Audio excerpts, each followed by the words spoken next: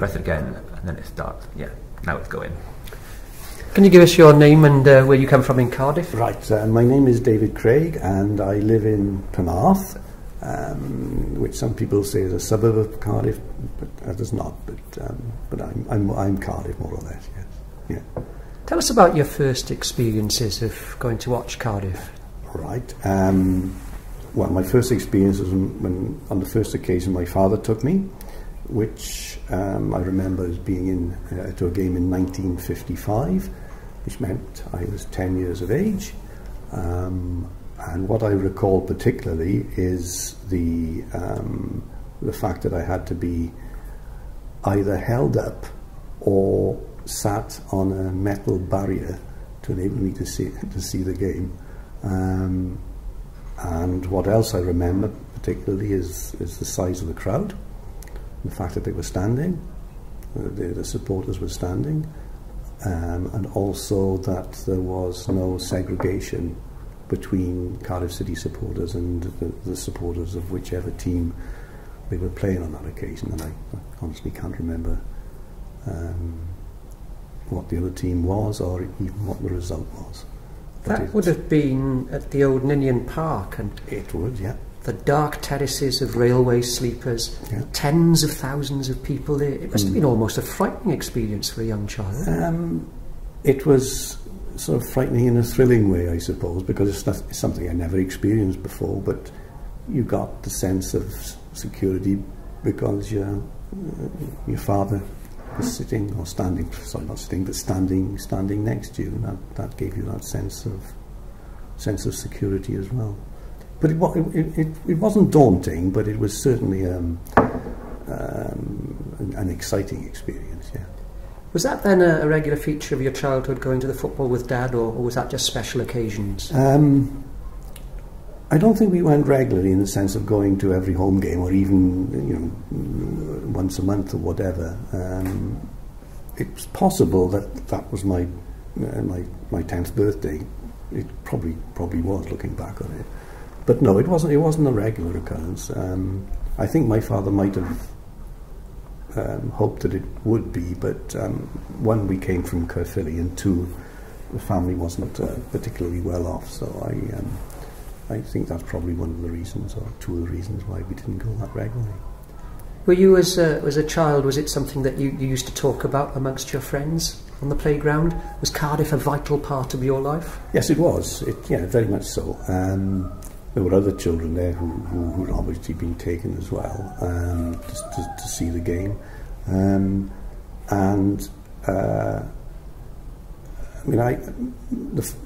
The family was sort of steeped in football before we moved from Glasgow. And now I'm thinking about this, one of the other close friends I had in primary school was a boy who'd come actually on the same day that the first day I arrived in the primary school in Caerphilly, he'd arrived as well. And he was from Birmingham, and his family were out and out Aston Villa supporters, so we couldn't understand each other too much, mind, because of the accents, but there was a bond there straight away, and there was one other person, one other friend that whose name escapes me, but he too was very keen. So yes, it was very much a little clan of supporters, young supporters, I suppose. Yeah. How did it develop then? If your dad was only taking you on, birthdays and special treats, did you start going regularly? Well, yes, because I started going fairly regularly with a man who was who was a friend of the family in a way, but he ran a football club, and teams, and one of the teams I was playing in, and he didn't used to take all of the team or the squad, if you like, but he would identify 2 or 3 to take with him to each game. So I started going with him, which was a different experience to being with your father in some ways, but that was a sort of development, if you like. Those were the glory years really for Cardiff, the late 50s. Do you remember any of the big teams, the big names which came down? Well, I can remember a game against Tottenham Hotspur particularly, and I think there was something approaching 60,000, but I'm not sure about that. Time fades in memory a bit. But I remember that game in particular because I think Tottenham were the team at that time, and they were also top of the league, and Cardiff won, which was a great surprise, I think. But I can remember that game very clearly, very clearly. In those days, the supporters used to share the stands and the terraces, is that right? That's right, yes. So you could find yourself standing next to a supporter from whatever team they happen to be playing. I can't recall any. I can remember quite a lot of banter, without going into too much detail, but it was banter of the pleasant kind, if I can put it like that. Never any a sign of ill feeling or an ill regard to the other supporters at all. In fact, the opposite. Which, when you think about it, it's a good reflection on what it means at that time, what it meant at that time to be a supporter, that you could stand next to a complete stranger who wants the exact to happen to what you want to happen, and still find that you're on reasonably, not reasonably, on good terms with them. It's a true, to me, it's a true reflection of what good sporting behaviour is or should be. Yeah.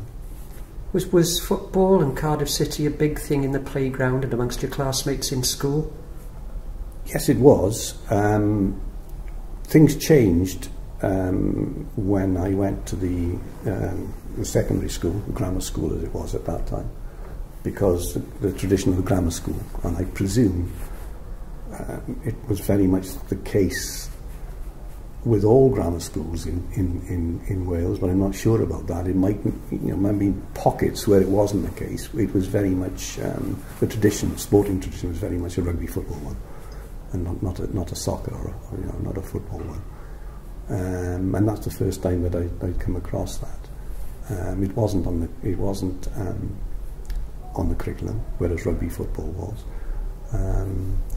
And there certainly was and this is my opinion, that there was a definite attempt on the part of the school authority or the school authorities to push rugby football as opposed to football, even although you might have, well, you did have people who were very, very skillful and good at playing football, which I think is just a waste of talent.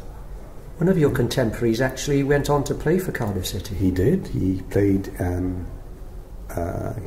for Cardiff City in the let me think, it might have been the 1960 Welsh Cup, which Cardiff City won. And he played in that game. Because he was, I think, 17 at the time. He might even have been younger, so he was as clubs still do today, I think. They blood younger players in what they regard as the lesser competitions. But there was no recognition given to that fact in the school assembly, which I found very difficult to live with and still do today. I think it's marked me, When did you start going independently with young men then, in your teenage years? When I was 15, going on 16, that was the first time. I'm not sure my parents knew where I was, on reflection, but that was a different experience altogether. Without having the supervision of either a parent or, in the other case I was mentioning, the coach from the other football team. Gave you a certain sense of freedom, not necessarily to behave badly, but just to probably soak up the atmosphere better. And that was a feature all through my teenage years. Sometime later, though, that there was bad behaviour. Cardiff City was part of the football hooliganism problem in the 70s, 80s, and even into the 90s. What was your experiences of that? Well, I experienced it, and the first time I experienced it, I honestly could not believe what it was I was watching. The violence, the nastiness, the prejudice, I suppose, that was directed at people simply because they were supporting the opposition, is something I found it very difficult to accommodate. And although I didn't experience any direct violence against myself, I found it very difficult to continue to go to watch the football matches because, and I didn't for a number of years, and that was the main reason why I didn't do that. Things changed very much when Cardiff City moved into the new stadium. And do you think that sort of killed off the last remnants of the ugly behaviour? I think it has. I've not seen any evidence of it since the games have been played at the Cardiff City new stadium. I can recall one statistic in that the last time Cardiff played Swansea, which was last season, there was only one arrest, which is just unbelievable when you compare it to what the situations had been in the past when a Swansea Cardiff local derby had been played. That, to me, that's evidence that it's something that's gone and it won't return. You've been watching Cardiff City now for tens of years. You've got a little routine which you need to get into. Yes. Or have you got a pattern of behaviour on a Saturday? Yes, I have. I have a routine in the way that I get to the ground, and then a routine when I'm about to get into the ground and I'm in the ground. The routine is very personal, I suppose, in that I always check probably 3 times en route that I've got my season ticket with me. Now that is obsessive, I suppose. I park the car not always in exactly the same place, but in the area of B&Q in Cardiff, and then I walk to the ground, meet colleagues, friends, go through the usual pattern of queuing up and getting into the ground, and sitting in the same seat because I got a season ticket. So yes, it's very much a fixed routine, from which I don't vary very much at all. You've watched Cardiff through the yo-yo years, up and down through the divisions, finally in the Premier League. Yeah. Tell us about the high points and perhaps the low points as well of watching Cardiff City through your life. Right, okay. The low point is easy because it occurred when Cardiff played Shrewsbury in I think the lowest of the divisions, the lowest of the probably that would have been Division 3 at the time, I think. It was a Friday night because that game was played on a Friday night. It was played in a downpour. The crowd was 1,100 strong. Things weren't that good in my personal life. Perhaps I shouldn't have been there. And they lost. So that's probably the low point. The high point is when they beat Manchester City last season, in their first season in the Premier League. And that was probably a high point in terms of the result, obviously, and the fact it was Manchester City they were playing against. And the sense of belonging that came with it, and the sense of being part of that crowd and the atmosphere just all seemed to gel for that one game. As to what happened subsequently, we'll pass over it. What does it mean being a lifelong supporter of Cardiff City? What does that club mean to you?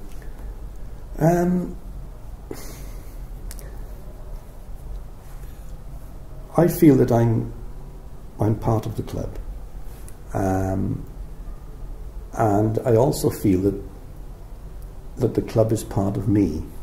Now, this first of those I am sure about. I feel part of the club. I'm not so sure, and I think this is probably a reflection of how football has developed and where it's gone generally.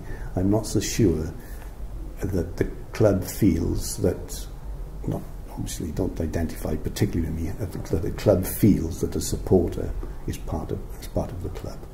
That to me, that's a worrying thing. But that's the essence of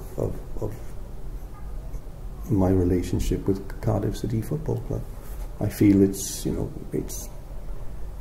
community, as it should be, and it's part of the community, as it should be, and that's something I cherish.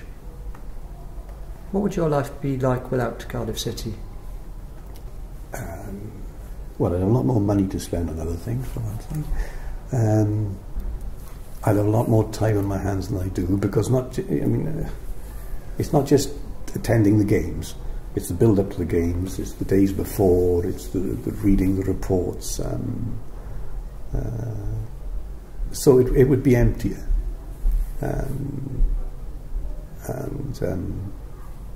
I don't...